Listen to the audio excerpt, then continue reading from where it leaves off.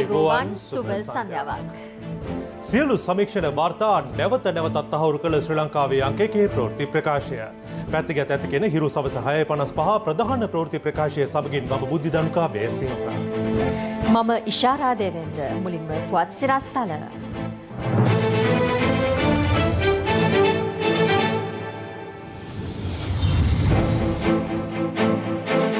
ශ්‍රී ලංකා එංගලන්ත ක්‍රීඩකයන් නවාතැන්ගෙන සිටින හෝටලේ සේවකයන් දෙදෙනෙක්ට corona.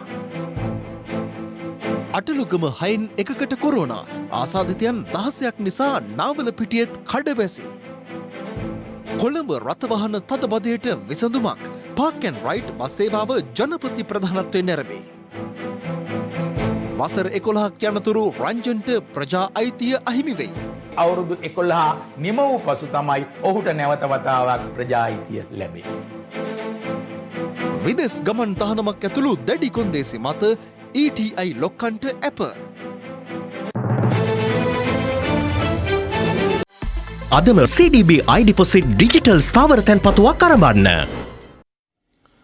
සුකෝබ්බෝගී bus රථයකින් රැගෙන යමින් තිබූ රුපියල් කෝටි 18ක් පමණ වටිනා ඉස්මත් ද්‍රව්‍ය කිලෝග්‍රෑම් 18ක් කොස්ගොඩ හැගල්ල ප්‍රදේශයේදී කොළඹ අපරාධ කොට්ටාශයේ නිලධාරීන් විසින් සොයාගෙන තිබෙනවා.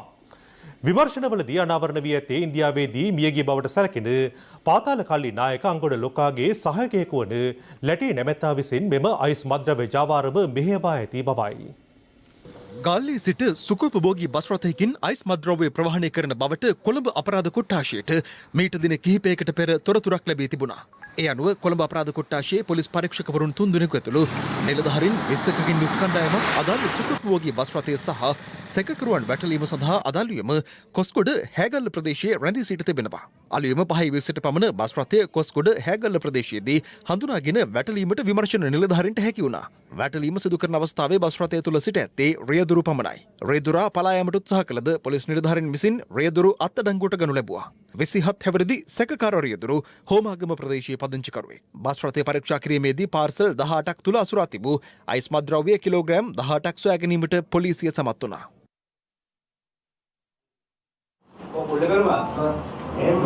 විදේශ රටකින් ගහපු මුද්‍රාවකුත් එක්ක තමයි මේ ජාවාරම් කරුව මේක කරලා තියෙන්නේ.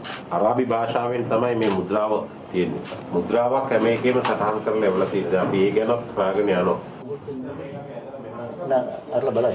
වැඩිදුර විමර්ශන සඳහා පොලිස් භාරයට ගත් බස් රථය සහ අයිස් මද්‍රව්‍ය කොළඹ අපරාධ විමර්ශන කොට්ටාශය වෙත රැගෙන එනු ලැබුවා. සතියකට පමණ පෙර ගිවිසුමක් මත නුවර තෙල්දෙනිය ප්‍රදේශයේ පුද්ගලයෙක්ගේ මේ බස් රථයේ මසක කාලයක් සඳහා රුපියල් ලක්ෂ 7.5ක මුදලකට අත්අඩංගුවට ගෙන සිටින රියදුරාගේ නමින් ලබාගෙන තිබෙන්නේ. ඉන්පසුව මේ රියදුරාට උපදෙස් ලබා දී තිබෙන්නේ ඊයේ දිනේදී දකුණු ප්‍රදේශයේ ස්ථාන කිහිපයකට ගමන් කරන ලෙසට. ඒ අනුව කොස්ගොඩ ප්‍රදේශයේදී මේ බස් රථයට මේ මද්‍රව්‍ය තොගය ලබා දී තිබෙනවා. මේ ජාවාරම් පිටුපස් සිටින ප්‍රධාන පුද්ගලයා ඉන්දියාවේදී මියගිය බවට තොරතුරු ලැබී ඇති අංගොඩ ලොක්කා නැමැති අපරාධකරුගේ සහායකයෙක් බවටයි වාර්තා වෙන්නේ. විශේෂයෙන්ම මොහු ලැටි නැමැති හේරත් මුදියන්සේලාගේ අසන්ත කුමාර හේරත් නැමැති පුද්ගලයෙක් ඔහු හෝකන්දර ප්‍රදේශයේ පදිංචිකරුවෙකු බවටයි වාර්තා වෙන්නේ. ලැටි නැමැති පුද්ගලයා කළුතර එතනමඩල ප්‍රදේශයේදී බන්ධනාගාර නිලධාරීන් දෙදෙනෙකු ඇතුළු සැකකරුවන් 5 දෙනෙක් ඝාතනය කිරීමේ සිද්ධියේ එක සැකකරුවෙක් බවටයි වාර්තා වෙන්නේ. දැනට මේ ලැටි නැමැති පුද්ගලයා ඉන්දියාවේ සිටින බවට වාර්තා වෙනවා. ඒ වගේම පාකිස්තානයේ හෝ වෙනත් රටකින් මේ මද්‍රව්‍ය ලැබෙන්නට ඇතැයි දැනට තිබෙන විමර්ශන වලින් අනාවරණය වී තිබෙනවා. අත්අඩංගුවටගත් බස් රථයේ රියදුරු රඳවා තබාගෙන ප්‍රශ්න කිරීම සඳහා බලපිටිය මහේස්ත්‍රාත් අධිකරණයේ වෙත ඉදිරිපත් කිරීමට නියමිතයි. මේ අතර මෙම වසරේ ගත වූ දින 15ක කාලය තුළ පමණක් සිදු කළ වැටලීම් වලින් අයිස් මද්‍රව්‍ය කිලෝග්‍රෑම් 151ක් සොයා ගැනීමට ආරක්ෂක අංශය සමත් වී තිබෙනවා. එංගලන්ත ශ්‍රී ලංකා ක්‍රිකට් කණ්ඩායම රැඳී සිටින ගාල්ල ලයිට් හවුස් හෝටලයේ සේවකයන් දෙදෙනෙකුට COVID-19 වෛරසය ආසාදනය වී ඇති බව තහවුරු වී තිබෙනවා. ශ්‍රී ලංකා ක්‍රිකට් ආයතනය සඳහන් කළේ ඉන් කණ්ඩායම් දෙකට බලපෑමක් නොමැති බවයි. මේ අතර බණ්ඩාරගම අටලුගම ප්‍රදේශයේ PCR පරීක්ෂණවලට භාජනය කෙරුණු පුද්ගලයන්ගෙන් 6න් 1කට COVID-19 වෛරසය ආසාදනය වී ඇති බව තහවුරු වී තිබෙනවා.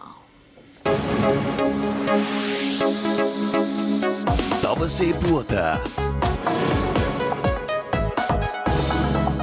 ශ්‍රී ලංකා ක්‍රිකට් කණ්ඩායම සහ සංචාරක එංගලන්ත ක්‍රිකට් කණ්ඩායම රැඳී සිටින ගාල්ල ලයිට් හවුස් හෝටලයේ මුළුතැන්ගේ සේවය කරන දෙදෙනෙකුට COVID-19 ආසාදනය වී තිබෙනවා.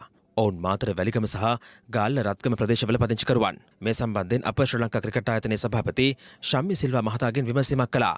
ඔහු සඳහන් කළේ ආසතතින් දෙදෙනා ක්‍රිකට් කණ්ඩායම්වල සමාජිකයන් සමග කිසිදු සබඳතාවක් පවත්වා නොමැති බැවින් ගැටලුවක් මතු නොවන බවයි.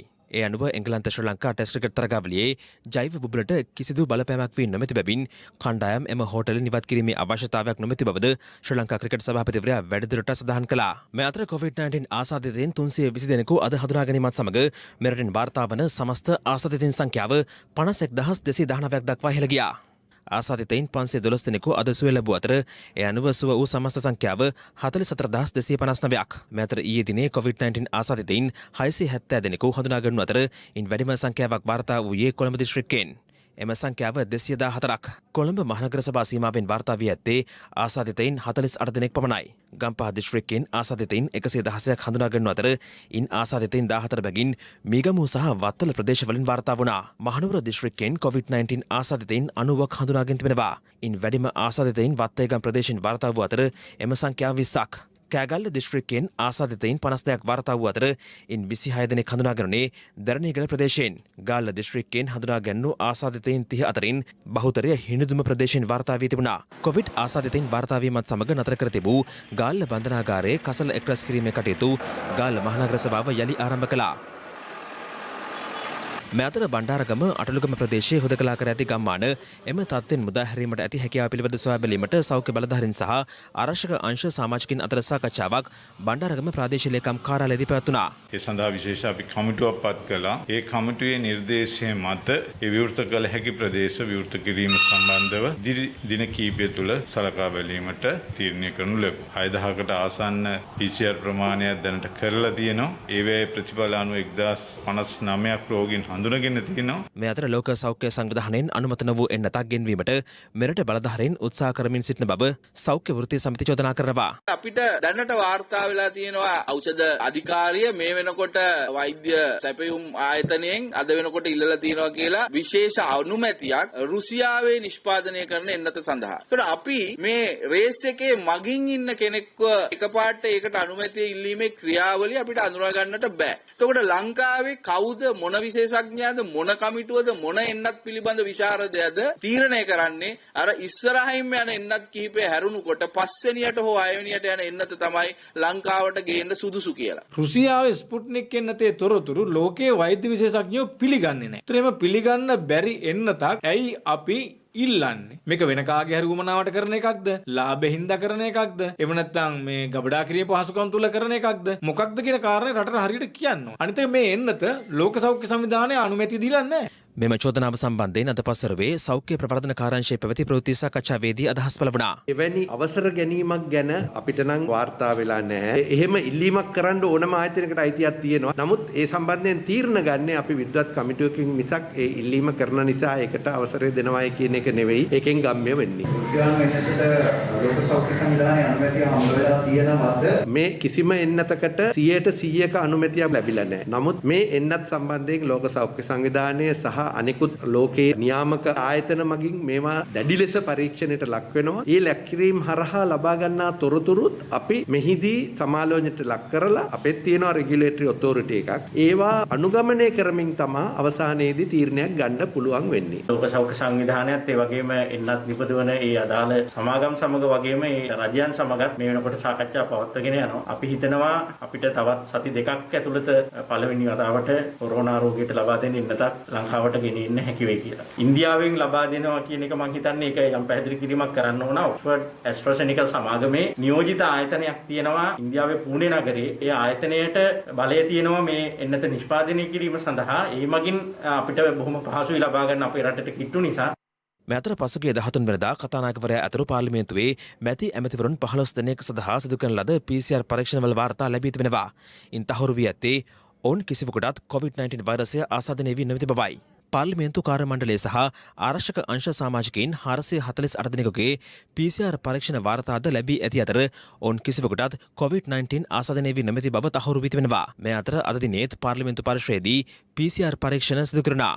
ඒ අනුව තවත් පාර්ලිමේන්තු මන්ත්‍රීවරුන් 16 දෙනෙක් ඇතුළු 493 දෙනෙක් සඳහා PCR පරීක්ෂණ සිදු කර තිබෙනවා. මේ අතර ස්ව නිරෝධානයේ ලක් කර සිටින රජයේ වෛද්‍ය නිලධාරීන්ගේ සංගමේ සභාපති විශේෂඥ වෛද්‍ය අනුරුද්ධ පාදිනී මහතා සම්බන්ධයෙන් එම සංගමය අදහස් පළ කළා. මේ වෙනකොට අපිට කියන්න තියෙන එතුමාව මුණ ගැසුණු රෝගීන් ඉන්නවා නම් ඒ අයට කලබල විය යුතු මට්ටමේ ගැටලුවක් නෑ. එතුමා නිරෝධායනයට පමණයි ලක් වෙලා තියෙන්නේ. ඒ වගේම ඇන්ටිජන් ටෙස්ට් එක නෙගටිව් වෙලා තිනවා ඊයේ රෑ කරපු එක. ඒතර අද උදෑසන කරපු PCR එක ප්‍රතිඵල ලැබේ. ඒක අනුව තීරණය වෙයි එතුමාගේ තත්ත්වය මොකක්ද කියලා. මේ අතර නාවලපිටිය නගරයෙන් COVID-19 ආසාදිතින් 16 දෙනෙකු අද හඳුනාගෙන වුණා. ඒ මීට පෙර හඳුනාගත් ආසාදිතින්ගේ ආශ්‍රිතයින් සදා සිදු කළ PCR පරීක්ෂණවලදී ඒ සමග විෂ බීජ හරණය සඳහා නාවලපිටිය නගරයේ වෙළඳ සැල් අද සහ හෙට වසා දැමීමට නාවලපිටිය වෙළඳ සංගමයේ තීරණය කළ බව එහි සභාපතිවරයා සඳහන් කළා. මේ අතර හැටන් නගරේ ප්‍රධාන පාසලක 10 වෙනි ශ්‍රේණියේ ඉගෙනීම ලබන සිසුවෙකුට COVID-19 ආසාදිත බව තහවුරු වී තිබෙනවා. එම සිසුවා පසුගිය 7 සහ 8 යන දිනවල පාසල් ගොස් ඇති බැවින් සිසුවාගේ ආශ්‍රිතයින් 60කට ආසන්න පිරිසක් ස්වයං නිරෝධායනයට යොමු කරුණා.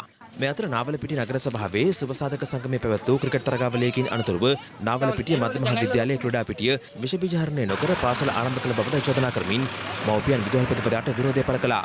දැන් විෂ බීජ හරණය කරා කියලා කිව්වද? කරේ දැන් ටික ඉස්සෙල්ලා ළමයි එතකොට කොටසක් ඇතුළට ගිහින් ඉවරයි. දැන් ඔන්න විනාඩි 10ක් ඇති. එහෙම වුණා දැන් මොකක් හරි ආරක්ෂාව තියෙන පාසලට ලැබී ඇති විෂ බීජ නාශක යොදා ගනිමින් පිරිසිදු කිරීම කළ බවට සඳහන් කළද එය පිරි නොගැනීම හමුවේ යලිත් වරක් නාවලපිටිය නගර සභා සේවකින් යොදා ගනිමින් ක්‍රීඩා භූමිය විෂ බීජ හරණයට ලක් කළ බව විදුහල්පතිවරයා පවසනවා. මේ අතර ත්‍රිකුණාමල නගරයේ සිනමා ශාලාවක ප්‍රදර්ශනය කරනු දෙමළ චිත්‍රපටයක් නැරඹීම සඳහා විශාල පිරිසක් පැමිණ සිටි ආකාරය අප ඊයේ වාර්තා කළ අතර අදාළ පිරිස අතරින් එක් පුද්ගලයෙකුට COVID-19 ආසාදනය වී ඇති බව තහවුරු වී තිබෙනවා. මේ අතර මොන්රාගල ප්‍රාදේශීය සභාවේ සේවිකාවකට COVID-19 ආසාදනය වී ඇති බව හඳුනා ගැනීමත් සමග විෂ බීජ හරණයට ලක් කරන ප්‍රාදේශීය සභාව මේ වන විට තාවකාලිකව වසා දමා තිබෙනවා.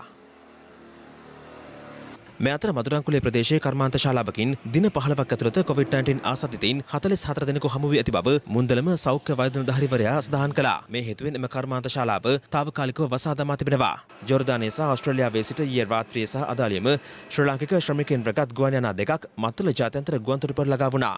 ඒ අනුව ජෝර්දානයේ අම්මානුවර සිට ශ්‍රී ලංකන් ගුවන් සේවයට අයත් UL 1206 දරන ගුවන් යානෙන් ශ්‍රී ලාංකික ශ්‍රමිකයින් 119 දෙනෙක් පැමිණ තිබුණා. ඔස්ට්‍රේලියාවේ සිටිනුවර සිට අදාළිම මෙරට ළඟා වූ ශ්‍රී ලංකන් ගුවන් සේවයට අයත් UL 607 දරන ගුවන් යානෙන් පැමිණි ශ්‍රී ලාංකිකයින් සංඛ්‍යාව 45ක්. යුක්‍රේනයේ සිට තවත් සංචාරකයන් 316 දෙනෙකු අද දිවයිනට පැමිණි අතර සංචාර නිමා කළ 318 දෙනෙකු දිවයිනෙන් පිටව ගියා. එලෙස ජීවිතක්ෂයට පත් වුණේ දුම්මල සූරිය ප්‍රදේශයේ පදිංචි 47 හැවිරිදි පුද්ගලයෙක්, කොළඹ 13 ප්‍රදේශයේ පදිංචි 53 හැවිරිදි පුද්ගලයෙක්, ගාල්ල නැගෙනහිර ගින්තොර පදිංචි 57 හැවිරිදි කාන්තාවක් සහ ගල්ගමු ප්‍රදේශයේ පදිංචි 72 හැවිරිදි පුද්ගලයෙක්. මේ අතර රෝහල් ගත වන රෝගීන් අතරින් වාර්තා වන COVID-19 ආසාදිතයින් සංඛ්‍යාව සීඝ්‍රයෙන් පහළ ගොස් ඇති බව සෞඛ්‍ය අංශය පෙන්වා දෙනවා. මේ හමු වෙන රෝගීන් කිහිප දෙනෙක් හැරෙන්නට අනිත් සියලුම දෙනාගේ කොහෙන්ද මොවුන්ට මේ රෝගය වැළඳුනේ කියන දේ පිළිබඳව අපිට අවබෝධයක් තියෙනවා. ඉතින් ඒ තත්ත්වයක් තුළදී COVID-19 රෝගයේ සමාජ ව්‍යාප්තියක් නැහැ කියන දේ විශ්වාසයෙන් යුතුව අපිට මේ අවස්ථාවේදී ප්‍රකාශ කරන්න පුළුවන්. ඒ වගේම තමයි රෝහල් වලට පැමිණෙන රෝගීන් අතර COVID-19 ආසාදිතයින් මේ වන විට ඉතාමත්ම ශීඝ්‍ර වශයෙන් අඩුවේගෙන යෑම යන ප්‍රවණතාවයකුත් අපි දකිනවා. එයත් සාධනීය ලක්ෂණයක්. ඉතින් මේ තත්ත්වයේදී ඉතාමත්ම වැදගත් වෙන්නේ මේ ලබාගත්තු පාලනය දිගින් දිගටම ඒ ආකාරයෙන් පවත්වාගෙන යෑම. මේ අතර චීනීය නිෂ්පාදිත COVID-19 වෛරසයට එරෙහි එන්නත මෙරට ලබා ගැනීම සඳහා ජනාධිපති ගෝඨාභය රාජපක්ෂ මහතා විසින් චීන ජනාධිපතිවරයා වෙත ලිපියක් යොමු කර තිබෙනවා. ආදාළ ලිපිය එරට ශ්‍රී ලංකා තානාපති ආචාර්ය පාලිත කොහොන මහතා චීනී විදේශ කටයුතු අමාත්‍යාංශයේ සංධාන දෙපාර්තමේන්තුවේ අධ්‍යක්ෂ ජෙනරාල්වරයා වෙත පිරිනැමුවා. මේ අතර කොවිඩ් වසංගතය හමුවේ ගුවන් ගමන්වලදී මගී ආරක්ෂාව සහ යහපැවැත්ම සඳහා දැරු උත්සාහය වෙනුවෙන් ගුවන් මගී අත්දැකීම් සංගමය හෙවත් ඇපෙක්ස් වෙතින් ශ්‍රී ලංකන් ගුවන් සමාගමට සෞඛ්‍ය සුරක්ෂිතතා ප්ලැටිනම් ප්‍රමිතිය පිරිනමා තිබෙනවා. දවසේ පුවත රතුමරතු ටොමාටෝ වැඩිම ලංකාවේ ඔරිජිනල් සෝස් MD ටොමාටෝ සෝස්. මේ අතර හුදකලා ප්‍රදේශ ලෙස නම් කර තිබූ ඇහැලියගොඩ පොලිස් වසමේ මින්නාන, බෝපත් ඇල්ල, විලේගොඩ, අස්කංගුල සහ යකුතාගොඩ ග්‍රාම නිලධාරී වසම් හෙට පෙරවරු 5 සිට හුදකලා බවින් ඉවත් කෙරෙන බව COVID-19 පැතිරීම වැළැක්වීමේ ජාතික ක්‍රියාන්විත මධ්‍යස්ථානය නිවේදනය කරනවා. පානදුර පොලිස් වසමේ 675 තොටවත්ත ග්‍රාම නිලධාරී වසම සහ බේරුවල පොලිස් වසමේ මග්ගොන නැගෙනහිර සහ මග්ගොන බටහිර ග්‍රාම නිලධාරී වසම්ද හෙට පෙරවරු 5 සිට හුදකලා බවින් නිදහස් කෙරෙනු ඇති. කොළඹ නගරය ආශ්‍රිත වාහන තදබදයට පිළියමක් ලෙස හඳුන්වා දෙන පාක් ඇන්ඩ් රයිඩ් බස් රථ සේවාවේ පළමු අදියර ජනාධිපති ගෝඨාභය රාජපක්ෂ මහතාගේ ප්‍රධානත්වයෙන් අද පෙරවරුවේ ආරම්භ වුණා.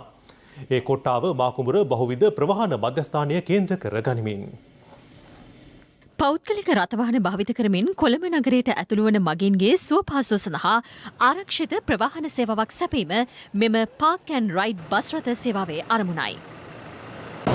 කොළඹ නගරයට දෛනිකව ඇතුළු වන රථවාහන සංඛ්‍යාව දහස් ගණනකට අධිකයි. මේ නිසා දෛනිකව කොළඹ නගරයේ ආශ්‍රිතව අපිට විශාල රථවාහන තදබදයක් දැක ගන්නට පුළුවන්. ඒකට විසඳුමක් විදිහට තමයි ශ්‍රී ලංකා ගමනාගමන මණ්ඩලය විසින් සිටි බස් කියලා අලුත් ගමනාගමන සේවයක් හඳුන්වා දුන්නේ. කොළඹ නගරයට දෛනිකව පැමිණෙන රථවාහන සංඛ්‍යාව අවම කර ගැනීම. ඒ වගේම තමයි පරිසර හිතකාමී සේවයක් ජනතාවට ලබා දීම. විශේෂයෙන්ම අපි සඳහන් කරන්න ඕනි මේ බස් රථ ගමන් වාරයේදී මගියෙකුගේ මානසික සෞඛ්‍ය සම්බන්ධයෙන් මේ සේවයේදී හොඳ අවධානයක් ලබා දීලා තියෙනවා. මගින්ගේ මානසික පීඩනය අවම කරගන්නත් මේ ආසන ගණනට මගින් රැගෙන යාම මගින් ශ්‍රී ලංකා ගමනාගමන මණ්ඩලය අවධානය ලබා දීලා තියෙනවා. විශේෂයෙන්ම මේ සුකෝපභෝගී ගමන් වාරයකට ඔබගෙන් ණය කරන මුදල සාමාන්‍ය බස් රථ ගාස්තුවමින් දෙගුණයක්. මෙහිදී බස් රථ ධාවනය කෙරෙන්නේ ක්ලොක්වයිස් හා ඇන්ටි ක්ලොක්වයිස් යන ක්‍රමවේදයේ යටතේ. ඒ අනුව මෙහිදී මාකුඹුර, නාවින්න, නුගේගොඩ, පුරහල, Gamini hall, lake house, Pitakotuwa, Kotuwa, Mihindu Mawatha, technical හන්දිය, ආමරවීදිය, මරදාන, බොරැල්ල, බත්තනමුල්ල, කොස්වත්ත, තලවතුගොඩ, පන්නිපිටිය, කොට්ටාව පරණ පාර ඔස්සේ නැවතත් මාකුඹුර බහුවිධ ප්‍රවාහන මධ්‍යස්ථානය වෙත එක් බස් රථයක් ධාවනය වනවා. ඊට සමගාමීව අනෙක් බස් රථය ධාවනය වන්නේ මාකුඹුර, නුගේගොඩ, නාවල, නාරාහෙන්පිට, ජවත්තපාර, පුරහල, රීගල්, ගාලුමුදුර, කොල්ලුපිටිය, බම්බලපිටිය, තුම්මුල්ල, නුගේගොඩ, මහරගම, කොට්ටාව මාර්ගය ඔස්සේ. පෙරවරු 6 සිට පෙරවරු 8 සහ පසරු 4 සිට පසරු 9 දක්වා විනාඩි 15කට වරක් බස් රථ ධාවනය කරනවා. පෙරවරු 8ත් පසරු 4ත් අතර කාලය තුල බස් රථ ධාවනය වන්නේ විනාඩි 25කට වරක් පමණයි. මගින්ට සිය මෝටර් රථය බහුවිධ මධ්‍යස්ථානයට අයත් රථගාලෙහි මුදල් කෙවීමකින් තොරව නතර කර තැබීමට මෙහිදී පහසුකම් සලසා තිබෙනවා. ව්‍යාපෘතිය ක්‍රියාත්මක වන ආකාරය සහ බස් රථ කාලසටහන පිළිබඳ තොරතුරු දැන ගැනීමට ප්‍රවාහන අමාත්‍යාංශය හඳුන්වා දී ඇති විශේෂ කේතය පිළිබඳව මෙහිදී ජනාධිපතිවරයා දැනුවත් කෙරුණා. නව සේවාව සඳහා යොදවා ඇති බස් රථයක ගමන් කළ ජනාධිපතිවරයා එහි පහසුකම්ද නිරීක්ෂණය කළා.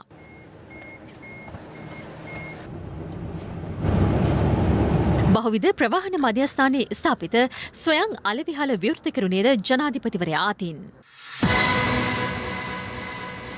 බරපතල වැඩ සහිත වසර 4ක සිරදඬුවම් නියම වූ රංජන් රාමනායකට වසර 11ක් යනතුරු ප්‍රජා අයිතිය අහිමි වන බව මහාචාර්ය නීතිඥ ප්‍රතිභා මහනාම හේවා මහතා පෙන්වා දෙනවා.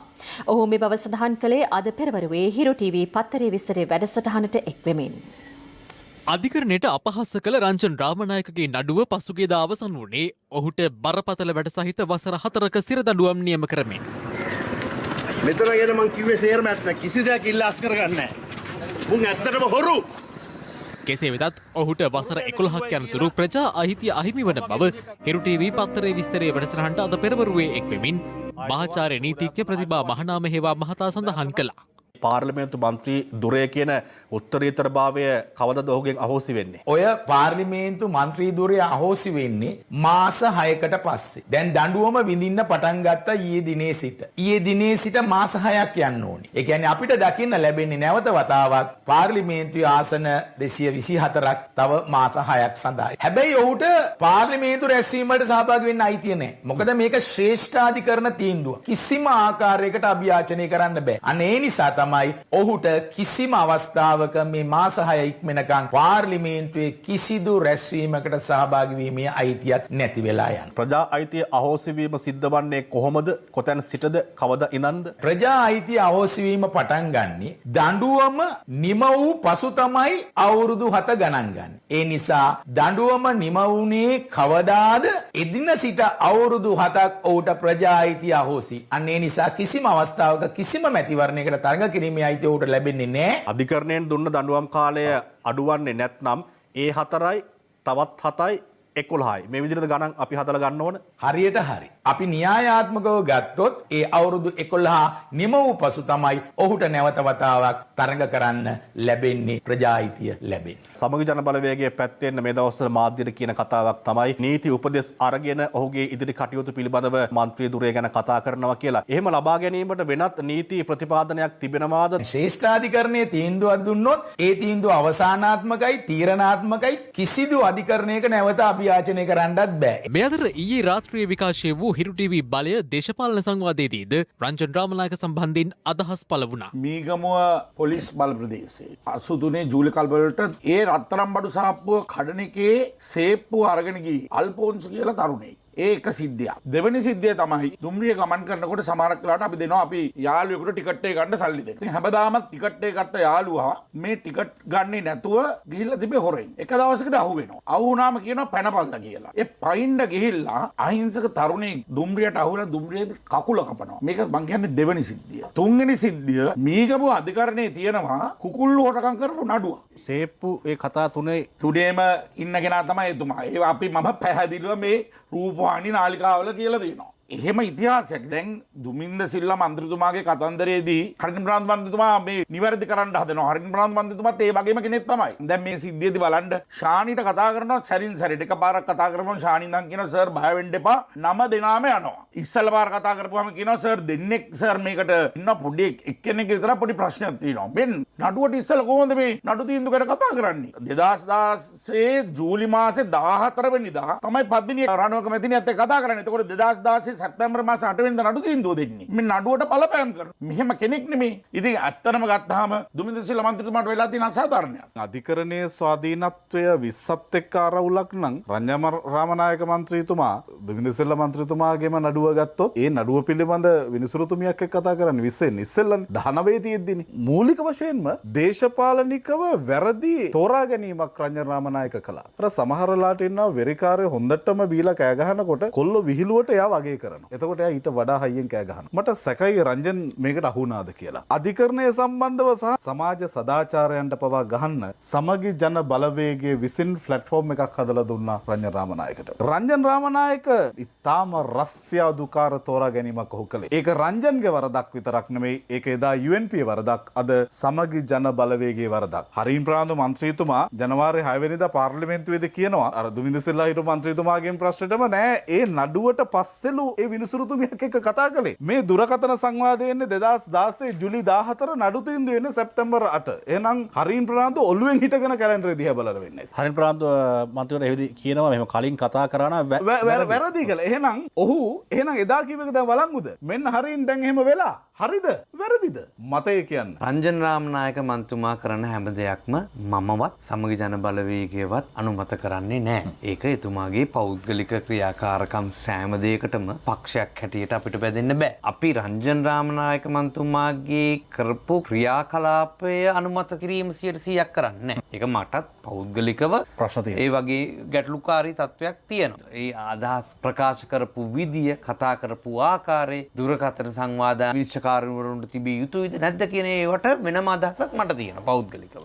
පෞද්ගලිකව හිතනවා අනවශ්‍ය දේවලුත් එතුමා අතින් වුණා කියලා. රංජන්ට එකඟ නැත්නම් ඇයි අයවැය විවාදයේ මේ තරම් ප්‍රොමිනන්ට් තැනක් රංජන්ට දුන්නේ? මේ ප්ලැට්ෆෝම් එක හැදුවේ සමගි ජන බලවේගය. රංජන් රාමනායකට විතරක් නෙවෙයි මේ සදාචාරය නොතිබ්බේ. සමගි ජන බලවේගයට. රංජන් රාමනායක ඇතුළු පිරිස් පසුගිය යහපාලන රජයේ සමයේ අධිකරණයට සිදු කළ දේශපාලන බලපෑම් පිළිබඳව අදත් දේශපාලඥයන් සහ සමාජ ක්‍රියාකාරකයින් අදහස් පළ කළා. රංජන් රාමනායක පන්නේම තවත් මේ පාර්ලිමේන්තුවේ ඉන්න විකට චරිතයක් තමයි හරින් ප්‍රාන්දු කියන්නේ. ඉතින් ඔහු විකටෙක් වුණත් යම් යම් අවස්ථාවලදී ඔහුගේ ඇතුළත ඉන්න ඇත්ත මනුස්සයා මතුවෙන අවස්ථාවක් තියෙනවා. එහෙම අවස්ථාවක් තමයි අපි දැක්කේ පහුගිය ජනවාරි මාසේ 6 වෙනිදා පාර්ලිමේන්තුවේදී ඔහු කරපු කතාව. ඔහු කියනවා එක්තරා නඩු තීන්දුවක් ගැන තීන්දුව දෙන්න කලින් කතා කළා නම් වැරදි කියලා. යහපාලන නාඩගමේ සිටි චරිත දන්නවා තීන්දුව දෙන්න කලින් තමයි කතා කළේ කියලා. 2016 ජූලි ජූලි මාසේ 14 වෙනිදා රාත්‍රියේ 9:33ට රංජන රාමනායක කතා කරනවා පද්මිනී රණවකට. එතකොට නඩු තීන්දුව දෙනවා 2016 සැප්තැම්බර් මාසේ 8 වෙනිදා. එතකොට නඩු තීන්දුවට කලින් දවසේ හවස 5:37ට රංජන රාමනායක කතා කරනවා ශානි අබේසේකරට. එතකොට මේ අවස්ථා සම්බන්ධය හරියටම ගැලපෙනවා. ඒ අනුව තමයි සැප්තැම්බර් 8 වෙනිදා නඩු තීන්දුව ලබා දෙන්නේ මරණ දඩුවම නියම කළා. ඒක නිසා මේකේ වහන්න කාරණා කිසිම දෙයක් නැහැ. විශේෂයෙන්ම හරෙන් ප්‍රනාන්දුට කියන්න තියෙන්නේ තමන්ගේ අපාය සහාය මිත්‍රයා මේ වෙද්දී බන්ධනාගාරගත වෙලා තියෙනවා. හරින් දැන් ඔබටත් කාලය ඇවිල්ලා තියෙනවා. ඔබ පහුගිය කාලය පුරාවටම යහපාලනයේ ආණ්ඩුව ඇතුලේ කරපු ඩිජිටල් මගඩි, ඒ දූෂණ, ඒ කොන්ත්‍රාත්, ඒ ටෙන්ඩර් ගසා කෑම පිළිබඳව නැවත සිතා බලන්න. ඒ ලිපිගොනු ඒ දූෂණ වංචාව වලට අදාළ කාරණා ටිකත් එක්ක ඉදිරියේදී හරෙන් ප්‍රනාන්දු අධිකරණයේදී හමු වෙන්න බලාපොරොත්තු වෙන්නේ. පහුගිය යහපාලන ආණ්ඩුව දේශපාලන පරිගැනීම් කරන්න මිනිස්සුන්ට හිරිහැර කරා. රංජන රාමනායක මහත්තයාගේ නඩුකාරයන්ගේ කතාවලදී දුමින්දට මොකද්ද කරන්න ඕනේ කියන කාරණාව පැහැදිලිව රටට දැනුවත් වෙලා තියෙනවා. එතකොට අධිකරණයේ වගකීමක් තියෙනවා. අධිකරණය වැරද්දක් වෙලා තියෙනවා නම් ඒක ඔහුට නිවැරදි කරන්න. ඒක අධිකරණය විසින් කළ යුතු දෙයක් කියලායි මම විශ්වාස කරන්නේ. රංජන් රාමනායක සියලුම විශ්වාසයන්ට ගරහපු කෙනෙක්, නීති පද්ධතිය විනාශ කරපු කෙනෙක්, නීති පද්ධතියට විරුද්ධව කතා බහ කරපු කෙනෙක්, නඩුවලට ඇඟිලි ගහපු කෙනෙක් විදියට මුළු ලෝකෙම ප්‍රසිද්ධයි. දුමින්ද සිල්වා මන්ත්‍රීවරයාව අල්ලගෙන දිගින් දිගට ඔහුට ඕනකම තියෙනවා ජනප්‍රිය වෙන්න. මන්ත්‍රීවරයෙක් හරි යම් කිසි කෙනෙක්ව අල්ලගෙන ජනප්‍රිය වෙන්න උවමනාවක් තිබුණා. දුමින්ද සිල්වා නඩුවේදී දිගින් දිගටම කොහොමද බලපෑම් ඇති කරේ සහ අනිකුත් නඩුවලදී කොහොමද රංජන් රාමනායක බලපෑම් ඇති කරේ කියලා අපි සියලු දෙනා දන්නවා. ඒ සම්බන්ධයෙන් කතා කරා හැෙන්න ඇත්ත කතා බහ කිරීමේ ක්‍රමවේදයක් එතන තිබුණේ නැහැ. එහි ප්‍රතිවිපාකයක් විදිහට තමයි ඔහුට සිර දඬුවම් විඳින්නට හැකියාව ලැබුණේ. ETI සමාගමේ සිදු වූ මූල්‍ය වංචා සම්බන්ධයෙන් අත්අඩංගුවටගත් එම සමාගමේ හිටපු අධ්‍යක්ෂවරුන් වන ජීවක එදිරිසිංහ, නාලක එදිරිසිංහ, අසංක එදිරිසිංහ සහ දීපා එදිරිසිංහ යන පිරිස කොළඹ ප්‍රධාන මහේස්ත්‍රාත් අධිකරණය මගින් අද ඇප මත මුදා හැරුණා. ඒ ඔවුන්ට විදෙස් ගමන් තහනමක් පනවමින්. ETI සමාගමේ සිදු වූ මූල්‍ය වංචා සම්බන්ධයෙන් පසුගිය 8 වෙනිදා අත්අඩංගුවටගත් එම සමාගමේ හිටපු අධ්‍යක්ෂවරුන් වන ජීවක එදිරිසිංහ, නාලක එදිරිසිංහ, අසංක එදිරිසිංහ සහ දීපා එදිරිසිංහ යන පිරිස රක්ෂිත බන්ධනාගාරගත කෙරුණේ අද දක්වායි. නඩුව කොළඹ ප්‍රධාන මහේස්ත්‍රාත් අධිකරණය හමුවේ අද පසුරුවේ කැදනු ලැබුව අතර මේ වන විට නිරෝධායන සඳහා යොමු කර සිටීම නිසා හිටපු අධ්‍යක්ෂවරුන් සිව් දෙනා අද දිනේත් අධිකරණයට ඉදිරිපත් කෙරුණේ නැහැ. මේ වන විට ඉදිරිපත්ව ඇති කරුණු සලකා බැලූ කොළඹ ප්‍රධාන මහේස්ත්‍රාත් මොහොමඩ් මිහාර් මහතා සැකකරුවන් සිව් දෙනා ඇප මත මුදා හරින ලෙස නියෝග කළා. එහිදී නීතිපතිවරයා වෙනුවෙන් පෙනී සිටි රජයේ ජ්‍යෙෂ්ඨ නියෝජ්‍ය සොලිසිටර් ජෙනරාල් හරිප්‍රියා ජයසුන්දර මහත්මිය අධිකරණයෙන් ඉල්ලා සිටියේ ETI හිටපු අධ්‍යක්ෂවරු සිව් දෙනාට අවම වශයෙන් එක් අයෙකුට රුපියල් බිලියන 1 ඇපයක් නියම කරන ලෙසයි. කෙසේ වෙතත් එක් අයෙකුට රුපියල් ලක්ෂ 10 බැගින් වූ මුදල් ඇප සහ මිලියන 5 බැගින් වූ ශරීර ඇප දෙකක් මත මුදා හැරීමට කොළඹ ප්‍රධාන මහේස්ත්‍රාත්වරයා වැඩිදුරටත් නියෝග කළා. ඔවුන් සිව් දෙනාට විදෙස් ගමන් තහනම් කරනු අතර සෑම මාසකම අවසන් ඉරිදා අපරාධ පරීක්ෂණ දෙපාර්තමේන්තුව හමුවේ පෙනී සිටින ලෙසද නියෝග කෙරුණා. මේ අතර ETI තැන්පත්කරුවන් අදත් අධිකරණයේ ඉදිරිපිට නිහඬ විරෝධතාවක නිරත වුණා. අද මේ අපදිය හැකි වරදක් කියන එළියට දැම්මේ. එනයි ඉතින් ලලිත් කොතලාට අපදිය හැකි වරදක්. එදා ලලිත් කොතලාට ක්‍රියාත්මක වෙච්ච නීතිය කොහොමද එදිරිසිංහලට? මේ මිනිස්සු පාරේ කල්ලි ගහන එක නතර කරන්න අත්තට උඩ අරගෙන දවස් 7ක් ඇතුළට දාලා දැන් එළියට දැම්මා. බොහොම ලස්සන නාට්‍යයක් රංග දැක්වුවා කියලා විතරයි කියන්න තියෙන්නේ. මේ මිනිස්සු දවසින් දවස අසරණ මේක විසඳන්න කිසි කෙනෙක් උත්සාහ කරන්නේ එදිරිසිංහලගේ සල්ලි දේශපාලන බලයයි පාවිච්චි කරලා අදත් ඔවුන් නිදහස් වෙලා ගියා. නීතිය පොඩි මිනිහට විතරයි ලොකු මිනිහට නීතිය ක්‍රියාත්මක වෙන්නේ නැහැ මම බය නැතුව කියනවා. එච්චර අසාධාරණයක් කළා මේ බිලියන ගණනක් හොරකම් කරලා දවස් 7යි ඇතුලේ හිටියේ. මේ එදිරිසිංහල 4 දෙනා අද ගෙදර යන්නේ. ඔවුන් පිටිපස්සේ දේශපාලන බලය, දේශපාලන හස්තේ ක්‍රියාත්මක වෙන්න හින්දා කියන එක මම පැහැදිලිවම කියනවා. අපි හැබැයි මේක මෙතනින් අප දුන්නයි කියලා අපි නතර කරන්නේ අපේ සල්ලි 100%ක් ලැබෙන්න ඕනේ නැත්නම් අපි මහපාරේ මැරෙන්න හරි සූදානම්ෙන් ඉන්නවා කියන එක මේ අවස්ථාවේදී සියල්ලන්ගේම දැනගැනීම පිණිස කියනවා. නීති පොතේ තියෙන වාක්‍ය එහෙට මෙහෙට කරලා ඇපාරගෙන ගැලවුණාට වැඩිය මේ හෘද සාක්ෂියට වග කියන්න ඕනේ. මෙතන ඉන්නේ මේ වැඩිහිටි මිනිස්සු ඔක්කොම. මේ මිනිස්සුන්ගේ සල්ලි හොරකම් කරලා අවුරුදු 3ක් මහපාරේ සටන් කරලා මේ පහළ උසාවියකට ගෙනල්ලා මේගොල්ලෝ ඇපාරගෙන බේරෙනවා කියන්නේ මහ පොළොව හුලන්නේ නැති වැඩක්. කොළඹ වරායේ නැගෙනහිර පර්යන්තය සඳහා ආයෝජනය කිරීමට ඉන්දියාවට ඉඩ ලබා නොදුනහොත් මෙරට ආර්ථිකය සහ වරාය කටයුතු වලට දැඩි බලපෑමක් එල්ල විය හැකි බව මහාචාර්ය රොහන් සමරජීව මහතා පවසනවා. ඔහු පෙන්වා දෙන්නේ වරාය ගැටලුව සම්බන්ධයෙන් ආරක්ෂාකාරීම පියවර ඉන්දියාව සමග හවුල්ව ආයෝජනය කිරීම බවයි. කෙසේ වෙතත් ඊට ප්‍රතිචාර දක්වන පිරිස් පවසන්නේ මෙය සිතලුවක් පමණක් බවයි. මීටර් 1200ක දිගින් යුතු නැගෙනහිර පර්යන්තයේ මීටර් 440ක කොටසක් මේ වන විට සංවර්ධනය කර තිබෙනවා. නැගෙනහිර පර්යන්තයේ ඉතිරි කොටස සංවර්ධනය කිරීමට ඇමරිකානු ඩොලර් මිලියන 500ත් 800ත් අතර ආයෝජනයක් අවශ්‍ය වෙනවා. 2025 වසර වන විට ලෝකයේ තුන්වෙනි විශාලතම ආර්ථිකයට හිමිකම් කියන බවට බලාපොරොත්තු වන ඉන්දියාවත් සමග ශ්‍රී ලංකාව මෙම ආයෝජනයට මුලපිරීම සම්බන්ධයෙන් මහාචාර්ය රෝහන් සමරජීව මහතා මෙලෙස අදහස් පළ කළා. කොළඹ වරායේ ධාරිතාවය ලංකාවේ ආර්ථිකයට වඩා බොහොම ඉහළයි. ඒකට හේතුව මෙතනින් යන බහලුම් වලින් 170ක් එක්ක ඉන්දියාවෙන් එන්නේ නැත්නම් ඉන්දියාවට යන්නේ. එහෙම වුණාම අපි අනිවාර්යෙන් ඉන්දියාවේ භූදේශපාලනමය අවශ්‍යතාවයන් ඒ අයගේ සංවේදීතාවයන් සලකා බලන්න ඕන. මොකද මෙතන තියෙනවා 185ක් චීනයට අයිතිය තියෙන බහලුම් පර්යන්තයක්. භූමිය අයිතිය තවමත් ලංකාවට. නමුත් 185ක් පර්යන්තයේ අයිතිය තියෙන්නේ කල්බදු ක්‍රමයට චීනයට. දැන් ඉන්දියානු ආණ්ඩුව මේක ගැන උරණ වුණොත් ඒගොල්ලෝ කියන්න ඉඩ තියෙනවා මේක චීන ආධිපත්‍යය තියෙන තැනක්ය. අපේ සැපයුම් දාම වලට යම්කිසි බලපෑම් කරන්න ඉඩ තියෙනවා කියලා ඒගොල්ලෝ එක්කෝ ඩුබායි වලට එහෙම නැත්නම් මහා නිකෝබාර් දූපත්වල තියෙන බහලුම් හබ් පෝට් එකට සිංගප්පූරුවට එහෙම නැත්නම් මලයාසියාවේ තියෙන වරායට මේවා යොමු කරන්න ඉඩ තියෙනවා. කොළඹ වරායේ නැගෙනහිර පර්යන්තය සම්බන්ධයෙන් මතුව ඇති ගැටලුව පිළිබඳ පසුගියදා ජනාධිපති ගෝඨාභය රාජපක්ෂ මහතා සහ වෘත්තීය සමිති නියෝජිතයන් අතර සාකච්ඡාවක්ද පැවැත්වුණා. එහිදී ජනාධිපතිවරයා පෙන්වා දුන්නේ කොළඹ වරායේ නැගෙනහිර පර්යන්තය විකිණීමක් හෝ බදු දීමක් සිදු නොකරන බවයි. 51ක අයිතිය සහ පර්යන්තයේ පාලනය ශ්‍රී ලංකා වරාය අධිකාරියට තබා ගනිමින් ඉතිරි 49 ඉන්දියාවේ අදානි සමාගමටත් වෙනත් පාර්ශවයන්ටත් කොටස්කරුවන් වශයෙන් හවුල් විය හැකි ආයෝජනයක් ලෙස පර්යන්තය සංවර්ධනය කිරීමට සැලසුම් කර ඇති බව ජනාධිපතිවරයා පෙන්වා දුන්නා. රට තුළ සිදු කෙරෙන ආයෝජන මගින් රටේ ස්වෛරීභාවයට හෝ ස්වාධීනත්වයට කිසිදු හානියක් වීමට ඉඩ නොතබන බවද ජනාධිපතිවරයා මෙහිදී අවධාරණය කර තිබුණා. කෙසේ වෙතත් කොළඹ වරාය විකිණීම සම්බන්ධයෙන් විවිධ පාර්ශව අදහස් පළ කළ අතර ඒ සම්බන්ධයෙන් මහාචාර්ය රෝහන් සමරජීව මහතා පළ කළේ මෙවන් අදහසක්. ඉඩම් පිළිබඳ ප්‍රශ්නයක් නෙමෙයි මේක. ඉඩම කවදාවත් අරගෙන යන්න බෑ පිටරට කෙනෙක්ට. ඉඩම තියෙන්නේ මෙහෙ. ඉඩම අයිති ලංකාවේ වරාය අධිකාරියට, ලංකාවේ ආණ්ඩුවට. ඒක කාටවත් වෙනස් කරන්න බෑ. මේකට කියන්නේ ලෑන්ඩ්ලෝඩ් පෝට්. කොළඹ වරායේ නැගෙනහිර පර්යන්තයේ ආයෝජනය කිරීම සඳහා ඉන්දියාවට ඉඩ ලබා නොදුනහොත් සිදුවිය හැක්කේ කුමක්ද?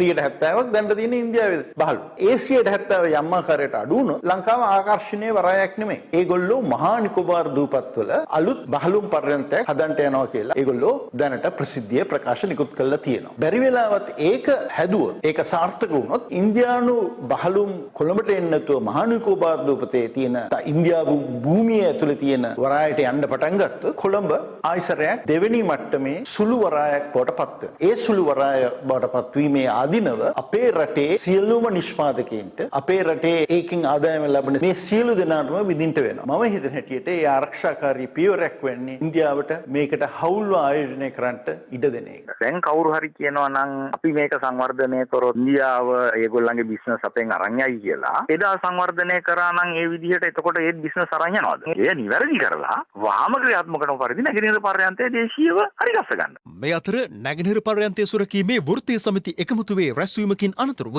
වෘත්තීය සමිති නියෝජිතයෙකු මෙලෙස අදහස් පළ කළා. නැගෙනහිර පර්යන්තයේ සුරකීමේ ජාතික සභාව පිටවල තියෙනවා. ඒ සභාවත් එක්ක තීරණ කතා කරන්න ඕන, සාකච්ඡා කරන්න ඕන. හෙට ගිහිල්ලා අපේ යෝජනා ටික දාලා කැබිනට් අපොයින්ට් කමිටියට දෙනවා. ඒකම අපි මේ ජාතික සභාවත් එක්ක යෝජනා මීට වඩා විශ්ලේෂණාත්මකව අපි කරන්න තීරණය කරනවා. සියලු දෙනාම දිවිහිමියෙන් ඉන්නේ 100%ක් වරාය අධිකාරිය සතු වීම. ඒතර මේක අතරමැද තැනකට එන්න බෑ. මේ අතර වරාය ගැටලුව සම්බන්ධයෙන් විවිධ පාර්ශව අදත් මෙලෙස අදහස් පළ කළා.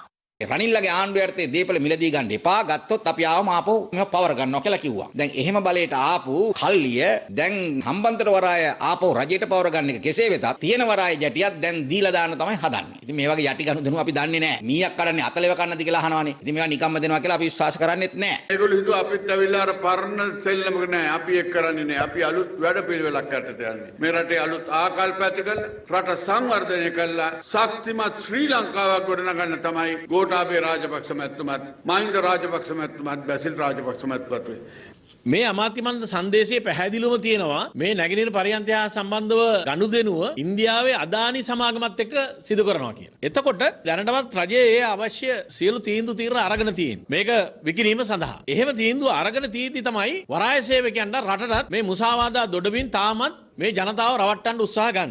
අපි විරුද්ධ පක්ෂයේ ඉන්නකොට ඒ කාලේ අපි විවේචන කළා. විරුද්ධ පක්ෂයේ ඉන්නේ ඕක විවේචනය කිරීම තමයි. මේක තමයි අපේ රටේ විරුද්ධ පක්ෂයේ සාමාන්‍ය රංගන භූමිකාව.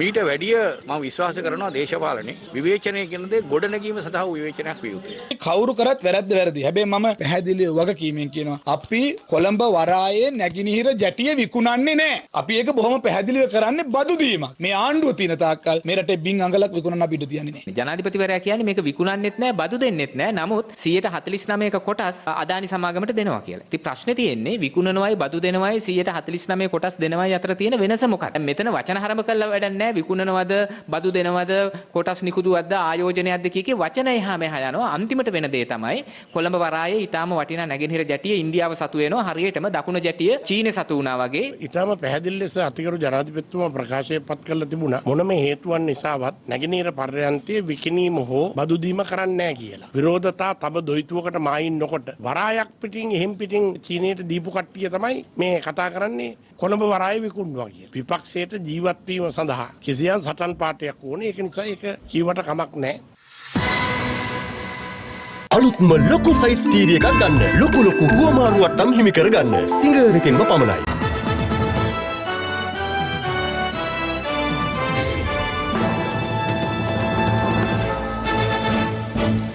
මෙරට මැණික් වෙළඳාම ජාත්‍යන්තර තලයට ඔසවා තැබීමට ජාත්‍යන්තර මැණික් කුළුණක් ස්ථාපනය කිරීමේ කටයුතු රත්නපුරේදී ආරම්භ වුණා. ඒ අනුව එම මැණික් කුළුණ සඳහා අද මුල්කල් තැබුණා. මෙරට මැණික් ව්‍යාපාරය ජාත්‍යන්තර තලයට ඔසවා තැබීම සඳහා අග්‍රාමාත්‍ය මහින්ද රාජපක්ෂ මහතාගේ සංකල්පයක් අනුවයි රත්නපුර දිස්ත්‍රික්කයේ මැණික් කුළුණක් ස්ථාපනය කිරීම සිදුවන්නේ. මහින්ද රාජපක්ෂ ජාත්‍යන්තර මැණික් කුළුණ ලෙස නම් කර ඇති මහල් 19කින් යුත් මෙම කුළුණ ජාත්‍යන්තර කෞතුකාගාරයක්, මැණික් රසායනාගාරයක්, මැණික් ව්‍යාපාරිකයන් සඳහා වෙළඳ කොටි, හෝටල් සංකීර්ණයක්, ජාත්‍යන්තර බැංකු පද්ධතියක්, හෙලිකොප්ටර් අංකණයක් ඇතුළු අංක සම්පූර්ණ ජාත්‍යන්තර මැණික් වෙළඳ මධ්‍යස්ථානයකින් සමන්විත වනු ඇති.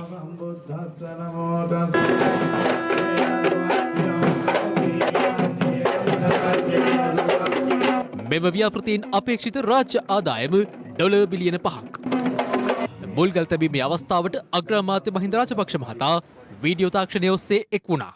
අපි මාතෘ භූමිය අපි හඳුන්වන්නේ රත්නද්වීපය කියලා. ඒ තරම් වටිනාකමක් ලෝකය හමුවේ මැණික් කර්මාන්තය අපිට ලැබෙනවා. හැබැයි අපේ රටේ ඇතම් වකවානු වල ඒ සඳහා අවධානයක් යොමු කළේ නැහැ. මේ ප්‍රතිපලයක් ලෙස මැණික් කර්මාන්තයේ නියැලෙන ව්‍යාපාරිකයන් මෙන්ම සේවකයන් විවිධ දුෂ්කරතාවලට මුහුණ පෑවා. සෞභාග්‍ය දැක්ම යටතේ රත්නපුරට මැණික් කුළුණක් ඉදිවීම අද පටන් යථාර්ථයක් වන බව මම ඔබට ප්‍රකාශ කරන්න කැමතියි. ඒ ඔබ දශක ගණනාව බලා සිටි සීනියක් සැබෑවීම. අපේ මෙම උත්සාහය මල්පල දරන විට ඉදිරි වසර 4 කාලය තුල මැණික් ස්වර්ණ ආභරණ ශේෂ්ත්‍රයේ ඇමරිකානු ඩොලර් බිලියන 5ක විදේශ විනිමය රටට ගලා එනු ඇතයි අප විශ්වාස කරනවා. වසංගත තත්ත්වයක් ඒ අඩු ආර්ථික වර්ධන වේගයක් සහිත රටකුත් අරගෙන ඒ වගේම රාජ්‍ය මුදල් ඉතා ආර පරිස්සමින් පාවිච්චි කරමින් අද ක්‍රමානුකූලව අපේ රට වැටී තිබෙන තත්ත්වයෙන් ගොඩ ගැනීම සඳහා අවශ්‍ය කරන නායකත්වය අතිගරු ජනාධිපතිතුමන් ගරු අග්‍රාමාත්‍යතුමන් ප්‍රමුඛ අපේ රජයෙන් අද මේ රටට ලබා දෙමින් තිබෙනවා. විරුද්ධ පක්ෂයේ උදවියට මේක දිහා බලාගෙන ඉන්න බැරිකමට නැති පදනම් විරහිත කතා ගොතමින් අර 2015 ජනවාරි 8ට කලින් මේ රටේ මහජනතාව ගොනාට අන්දපු ආකාරයට නැවත ගොනාට අන්දිවීමේ ව්‍යාපාර ආරම්භ කරලා තිබෙනවා. ඔවුන්ට පේනවා මේ ඉදිරි වසර 4-5 අපේ රටේ ආර්ථිකය නැවත ඉදිරියට ගෙන යන වසර 4-5ක් බවට පත් වෙන බව. ඒ නිසා තමයි ඊට පෙර 2015 ජනවාරි 8ට කලින් වපුරපු ආකාරයේ බේගල් වපුරලා ජනමනස විකෘති කරලා නැවත මේ රට අරාජිකත්වයකට ඇදගෙන යන්න වුන් විශාල උත්සාහයක නියැලෙමින් ඉන්නේ. COVID-19 වසංගතය හමුවේ උපකාරක පන්තියේ తాවකාලිකව නැවැත්වීමත් සමග එම ගුරුවරුන් මුහුණ දී සිටින ගැටලු වෙනුවෙන් තමා පෙනී සිටින බව විපක්ෂ නායක සජිත් ප්‍රේමදාස මහතා පවසනවා. උපකාරක පන්තියේ ගුරුවරුන් සමග විපක්ෂ නායක කාර්යාලයේ අද පැවති සාකච්ඡාවේදී විපක්ෂ නායකවරයා මේ බව සඳහන් කළා. දෙවයිනේ විවිධ ප්‍රදේශවල උපකාරක පන්ති පවත්වාගෙන යන ගුරුවරුන් සහ විපක්ෂ නායකවරයා අතර පැවති මෙම සාකච්ඡාවේදී උපකාරක පන්ති ආරම්භ කිරීමට ඉඩ නොලැබීම සම්බන්ධයෙන් ගුරුවරුන් විපක්ෂ නායකවරයා දැනුම්වත් කළා. මම ආරම්භයේදී මුතුමාට කියන කැමති මේ උපකාරක අන්ති ශාස්ත්‍රීය වෙනුවෙන් මම ලෑස්ති දිගටම කෙනෙක් සිටිනවා. මේ වන විට හැම ශාස්ත්‍රයේම ආරම්භ වෙලා තියෙනවා. උපකාරක පන්ති ශාස්ත්‍රයේ සහ තවත් කීපයක් හැර. ඒගොල්ලෝ සුබවාදී මතයක නැහැ පන්ති ආරම්භය ගැන.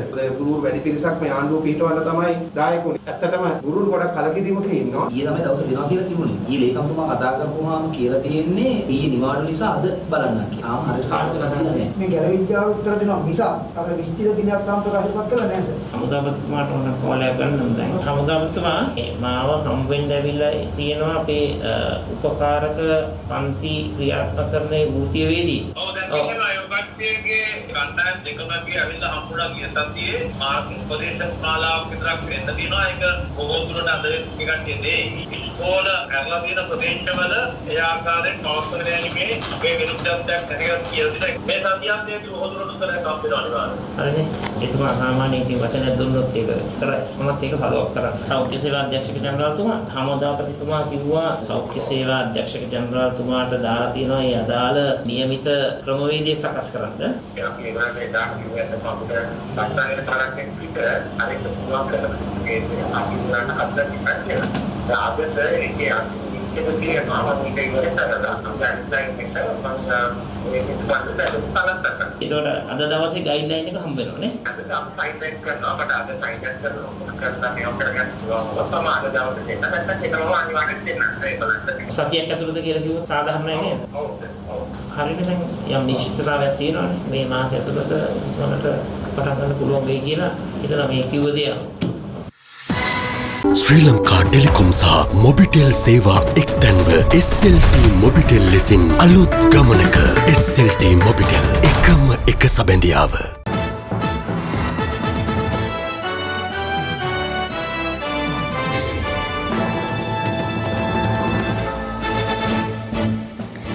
ශ්‍රේණිය ශිෂ්‍යත්ව විභාගයේ ප්‍රතිඵල අනුව පාසල්වලට ඇතුළත් කර ගැනීමේ කඩයිම් ලකුණු නිකුත් කර තිබෙනවා.